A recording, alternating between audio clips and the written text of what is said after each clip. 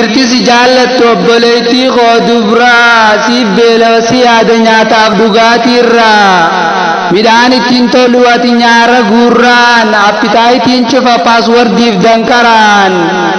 harmeessaatti aansee si qofa jaallata dubartoota kaaniif immoo kabajaa dhalaata hinaafeeti lola bilbilli keeyyooniif xiqquma qabame ofitti naarsinii qabadhu korfootoo siif dhaame yeroo seef godhatus beeki maqaa keeti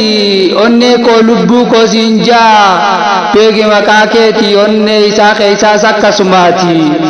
yeroo ati bilbiltuuf yookaan siif bilbile sodaadhaaf birnannaan onneen isaa dhawata jechoota isaa filachaasuu ta'aa dubbata egaa si jaalatee hin harkutan biraa funyaan kee baxxatee yoo fakkaattee shiiraa dardarri akkanaa innuu wadee jira argitan jabeessaa durbooyyee adaraa argitan jabeessaa durbooyyee adaraa